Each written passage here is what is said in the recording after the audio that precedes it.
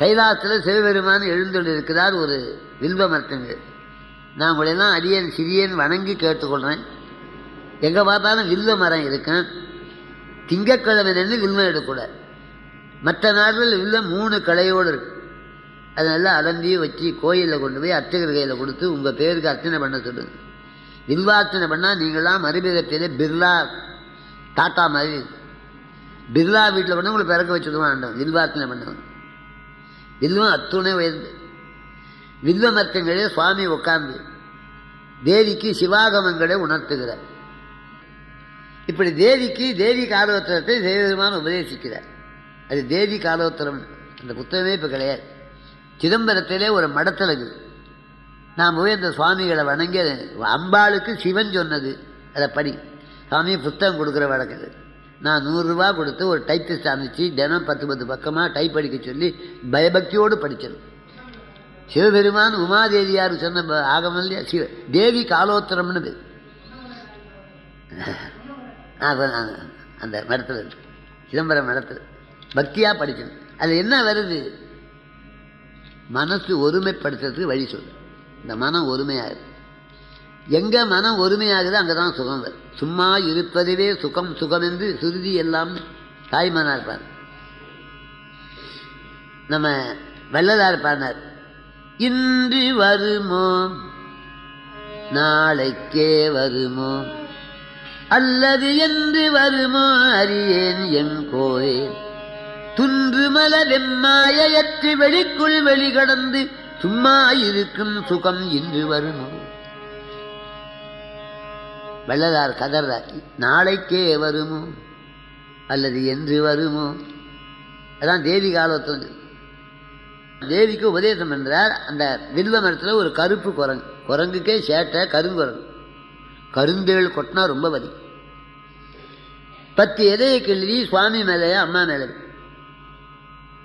அது அம்பிகை ஏதோ காற்றுல உதிருதுன்னு 50 இலை உதிரு தள்ளினாங்க. 500 இலை, இவ்வளோ இலை ஏக காலத்தில் உதிருதேன்னு கொஞ்சம் வெகுண்டு பார்த்தாள் குரங்கு. சுவாமி, தேவி 84 நூறாயிர யோனி வேதங்களும் சேய் நீ தாய், சேய்கள் மேலே தாய் கோபிக்கலாமா? அது கல்லையாக எரிந்தது வில்வந்தானே, கோபமாக எரிந்தாலும் அல்வா சித்திக்குந்தானே. கோபமாக விட்டு எறிஞ்சா அல்வா வாயில் விழுந்தா கசக்குமா? நீ அனுகிரகம் பண்ண. அம்பாள் பார்வை பெற்றவுடனே குரங்குக்கு அஞ்ஞானம் போய் மெஞ்ஞானம். என் குலஞ்செய்த புண்ணியம் என்று வலஞ்செய்து வணங்கிச்சு. குரங்கே, தெரிந்து செய்தாலும் தெரியாமல் செய்தாலும் சிவபுண்ணியம் பலன் கொடும். தெரியாமல் மிதித்தாலும் நெருப்பு சுடும். விருப்பமில்லாமல் குடித்தாலும் வேப்பன் கஷாயம் நன்மை செய்யும். வேம்பல கஷாயம். நீ எங்களை வில்வத்தினால் அர்ச்சித்தபடினாலே 3 உலகத்தையும் ஆளுகின்ற சக்கரவர்த்தியாக பிறக்கணும். இதெல்லாம் கேட்டு நாம் வில்வார்ச்சனை பண்ணலைன்னா எவ்வளோ அபாக்கியம். எங்கே பார்த்தாலும் வில்வ வரங்குது. கிடைக்கிற போதெல்லாம் வில்வார்ச்சனை பண்ண. 3 உலகத்தையும் ஆளுநம் போ. சுவாமி பதவியில் வந்தாலே எல்லாம் மறந்துவிடும். நான் இங்கேயே ஒரு கழுதையாக பிறக்கிறேன், பூதோகத்தில் போய் பதவியில் உட்கார்ந்தா அப்புறம் ஒரு வேலையும் செய்ய விட மாட்டாங்க. இல்லை இல்லை, அங்கே பூதோகத்தில் தான் இதை அனுபவிக்கணும், அங்கே போய் பிறகு ஒரு உத்தரவு என்ன, குரங்கு முகத்தோடு பிறகு. கண்ணாடியில் காணுந்தோறும் காணுந்தோறும் குரங்கு முகம்னா இது போன ஜென்மத்தின் ஞாபகம் வரும். சுவாமி நமக்கு எவ்வளவோ உதவி செய்திருக்கிறார். இந்த ஜென்மாக்களை மறக்குமாறு செய்திருக்கிறார். நமக்கு ஒரு 10 ஜென்மா ஞாபகம் வருமானா நம்மளால் வாழ முடியுமா?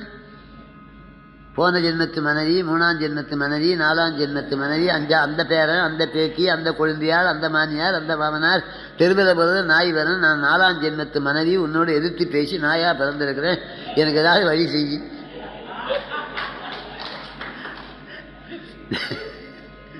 நம்மளால் வாழ முடியுமா? பெற போட்ட இந்த ஜென்மத்தோடு தொலைஞ்சு போட. அதான் சிட்டி திதி சம்ஹாரம் தொழுபவம் எனக்கு மறைத்தல். இப்போ நம்ம வீட்டு பெரிய மனுஷாக இருந்தால் திரை எடுத்து வச்சா உள்ளகிற அசிங்கன்னு தெரியாது. மறைத்தல் தொழில். நான் கண்ணாடியில் காணுந்தோறும் போன ஜென்மத்தில் ஞாபகம் வரும். நான் குரங்கு முகத்தோடு, முசுன்னா குரங்கு, குந்தம்னு ஒரு ஆயுதம், குரங்கு முகத்தோடு திறந்து குந்தம் என்ற ஆயுதத்தை தாங்கி கரூரை அரசாண்டார். நம்ம கரூர் கொங்கு 7 கரூர் ஒன்று பசுபதீஸ்வரர். இப்போ திருப்பணி கூட நடக்குது. அது நாட்டுக்கோட்டை செட்டியார் கட்டினார். அந்த கோயில் தெத்தாச்சி செட்டியார் நகரத்தால் செய்த திருப்பணிக்கு எண்ணிக்கை. அந்த கரூரில் பிறந்து 3 உலகத்துக்கும் சக்கரவர்த்தியா யாரு? முத்துக்குந்து. இதை யார் சொல்றது? ராமலிங்க சுவாமி சொல்றார். வில்வக்கிளை உதிர்த்த வெய்ய முசுக்கலையை செல்வத்துறை மகனாச் செய்தவையே. வில்வக்கிளை உதிர்த்த வெய்ய முசுனா குரங்கு. இந்த சித்தர்கள் ரொம்ப சூது. 2 குரங்கு கையை கொண்டு வந்து இடித்துன்னு எழுதும். 2 குரங்கு கையில் முசுன்னா குரங்கு, முசுமுசுக்கை. முசுமுசுக்கைன்னு ஒரு தலை. முசுமுசுக்கைன்னு எழுதக்கூடாத. 2 குரங்கு கையை இடித்து ஒரு யானையின் பாலை, யானை பால், அத்திப்பால், அத்திமரம். சித்தர்கள்லாம் ரொம்ப சூதுங்க. அதை தான் வள்ளலார் சொன்னார். எப்படி சொன்னார்? இந்தோங்கு நின் அடிமுடியின் காட்டி, இது காட்டி அது காட்டி, எந்நிலையின் காட்டி, தந்தோட சித்தர்கள் தன் தனிச்சூதும் காட்டி, சாகாத நிலை காட்டி, சகஜ நிலை காட்டி, வந்தோடு நிகர்மனம் போய் கரைந்த இடம் காட்டி, மகிழ்ந்து அருளி செய்தனை நின் வன்மை எவர்க்கு உளதோ, அந்தோ இது அதிசயம், இது அதிசயம், இது அறியேன், அறிவறியா சிறியேனை அறிவறிய செய்தே, ஒன்றுக்கும் பற்றாத என்னை பரம ஞானியாக ஆக்கிவிட்டான், தாம்பரத்தை தங்கமாக செய்வது போல, ஏறி டீ நகரா மாறியது போல. 80 வருடத்துக்கு டீ நகர் ஏது? ஏசானது. இந்த சிறியவனை உலகமறிய செய்து விட்டா, அந்தோ இது அதிசயம், இது அதிசயம், இது அறியேன், அறிவறியா சிறியேனை அறிவறிய செய்தேன்,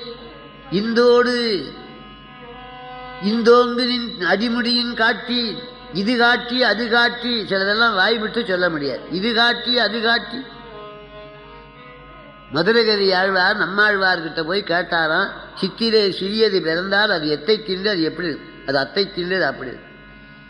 எது எதுவானால் எதுவாகும்னார். அது அதுவானால் அதுவா. இதுக்கெல்லாம் யார் அர்த்தம் சொல்லு? இது காட்டி அது காட்டி, எந்நிலையும் காட்டி, சந்தோட சித்தர்கள் தன் தனிச்சூதும் காட்டி, சாகாத நிலை காட்டி. வள்ளலாருக்கு சமாதி கிடையாது.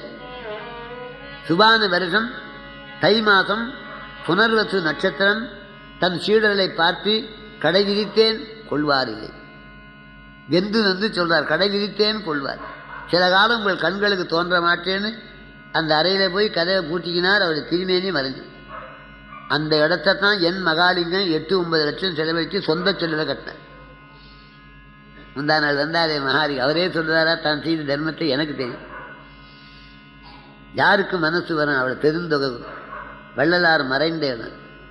இந்த உடம்பு அப்படியே காற்றாலே, புலியாலே, ககனமதராலே, கனலாலே, புனராலே, கதிராதியாலே, கூற்றாலே, பிறவியற்றும் கொடுமைகளினாலே, வேற்றாலே அழியாது எஞ்ஞான்று விளங்கும் மெய்யளிக்க வேண்டும் என்றேன், விரைந்து அளித்தான் எனக்கேன்னு பாட. அவர் சாகா கலை, போகா புனல், மரணமில்லா பெருவாழ்வு பெற்றவர் வள்ளல் பெருமான். அவர் சொன்னார், எப்படி சொன்னாரு? வில்வக்கிளை உதிர்த்த வெய்ய முசுக்கரை, முசுகுந்த சக்கரவர்த்தி திருவாரூர் தியாகராஜா கொண்டாந்து ஸ்தாபனம் பண்ணார். அந்த குரங்கு தான் முசுகுந்த சக்கரம், முத்திரத்தின் பெருமை.